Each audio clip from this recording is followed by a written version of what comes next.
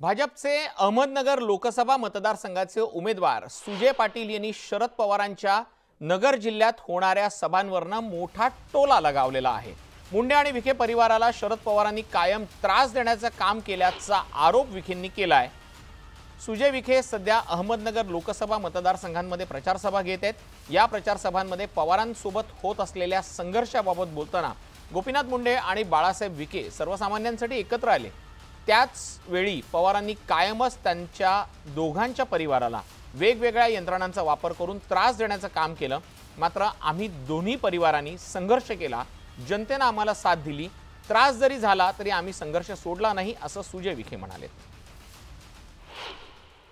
स्वर्गीय मुंडे साहेब आणि कैलासवासी बाळासाहेब विखे पाटील जेव्हा एकत्रित आले बहुजन समाजाच्या विकासासाठी, सर्वसामान्य गोरगरीब शेतकऱ्यांच्या विकासासाठी समोरच्या पक्षाचे ज्येष्ठ नेते यांनी सातत्याने या दोन्ही परिवाराला वारंवार त्रास देण्याचं काम केलं, शासनाचा वापर करत, प्रशासनाचा वापर करत। पण आम्ही एक संघ राहिल्याने शेतकऱ्यांची बाजू तेवढेच ठामपणे मांडून आम्ही आमच्या सगळ्या सहकारी आणि सगळ्या सर्वसामान्य जनतेच्या आशीर्वादाने हे दोन्ही परिवार एवढ्या मोठ्या संघर्षापुढे उभं राहू शकले आणि त्याचा परिणाम आम्हाला अनेक वेळेस मिळाला।